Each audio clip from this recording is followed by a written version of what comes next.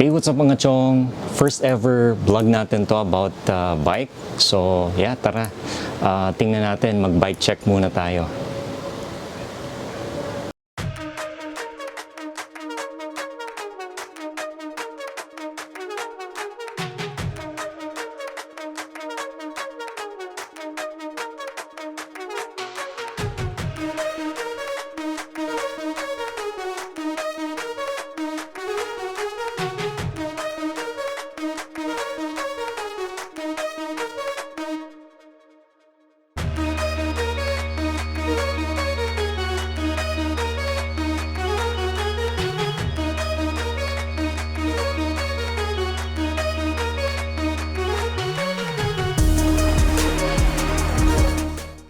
So, ito mga chong, yung Trek Excalibur 9.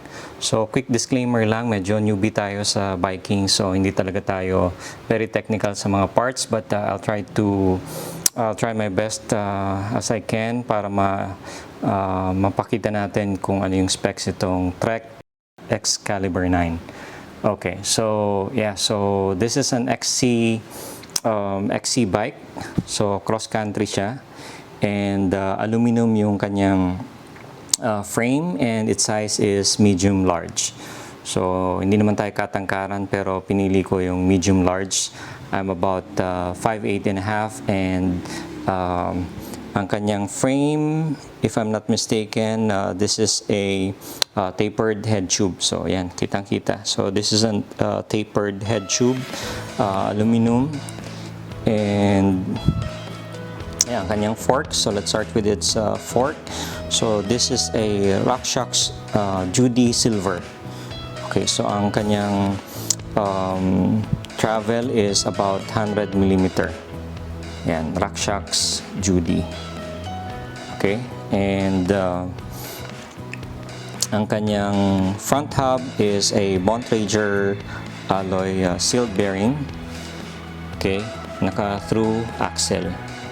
So mostly itong ating Excalibur 9 is stock parts, but I just made a few upgrades. So actually dalawa lang yung upgrades na nilagay natin. So we'll discuss it later.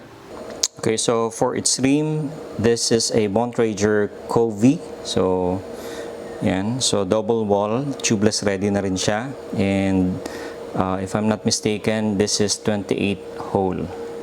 Okay, ang spokes niya is stainless steel. Okay, and ang tire nito, guys, so yung pala pinalitan ko rin yung tire nito kasi pina-tubeless setup na natin.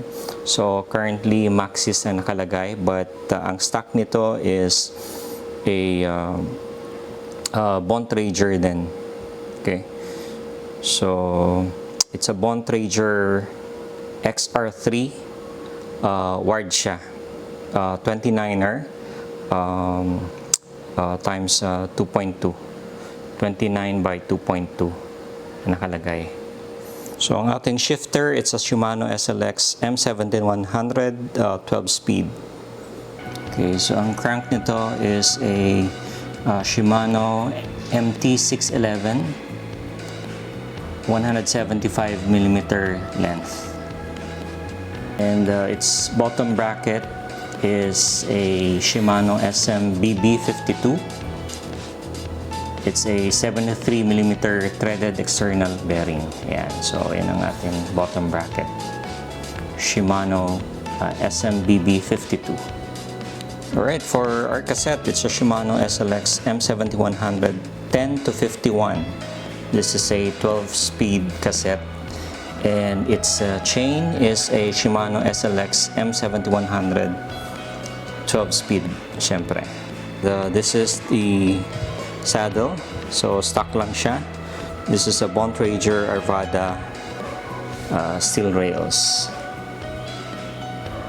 Okay, 138 mm width. So far, given its stock, I think I can live with it. Medyo comfortable naman siya. And yeah, this is just a stock Bontrager Arvada. Right, so for its handlebar, again, this is a stock part. It's a Bontrager alloy 31.8 millimeter with 5 millimeter rise, and in all it has 720 millimeter width. And so, but I'm planning to upgrade this soon para maging high rise yung ating handlebar. And for its grip, this is also a stock one, which I'm planning to upgrade. It's a Bontrager XR Trail Comp with nylon lock-on. And so, for me, I think medyo hindi siya comfortable, kaya that's why I'm planning to upgrade this to a silicone grip. And so this is its handlebar, 720 millimeter in length in all. And this one for its stem, this is a Bontrager Elite 31.8 millimeter. Ayan, with a 7-degree 80 millimeter length.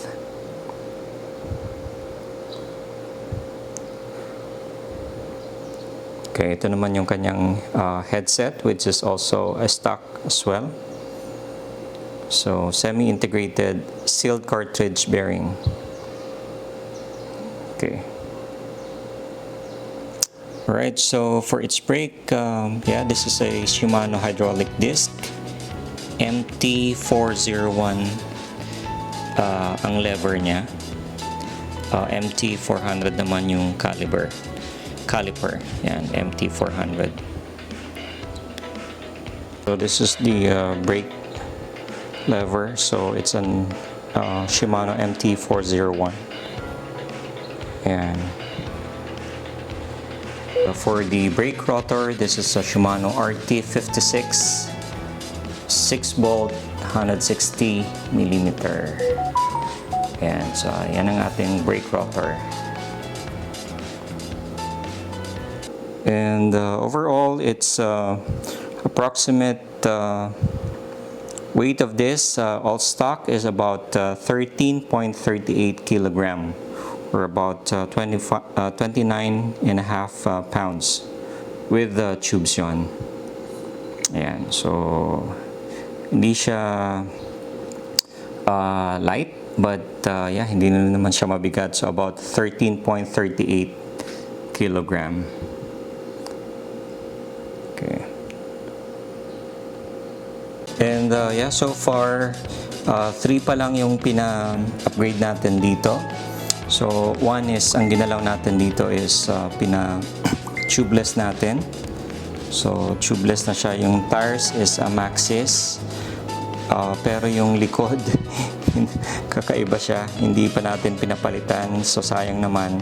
So siguro gamitin ko muna for a month bago natin palitan. And another one which I've upgraded is the pedals. So this one has a Diore XT pedals and flat pedal. And another hindi naman major upgrade, but ang seat post natin is a bike yoke Reverb 2.0. So dropper post siya kasi compatible to a internal cabling dropper post. Ayan, so ito yung ating bike yoke Reverb 2.0. Ito naman yung kanyang remote. Okay, so this Trek Excalibur 9, so this is compatible with internal cabling. Yan, so kitang-kita yan, internal cabling siya. And yeah, guys, I think that's about it. This is again the Trek Excalibur 9. So yeah, so far we're a newbie biker, but yeah, I'm happy with this mountain bike.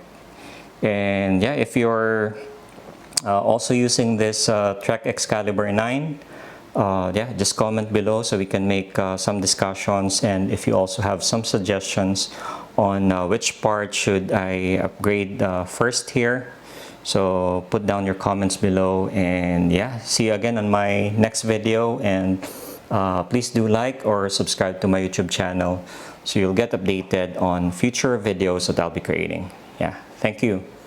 Bye-bye. Yeah, hi guys. That's about it. Pasensya nyo na yung boring vlog natin. So, but hopefully, pasanay tayo sa pagbablog. And yeah, hopefully, makapag-create tayo ng bike vlogs soon. And guys, if you're also using a Trek Excalibur 9, yeah, comment down below kung ano yung experience nyo, and if you have some suggestions on future upgrades, please suggest below. And yeah, ride safe mga chong, and see you on my next video. Thank you.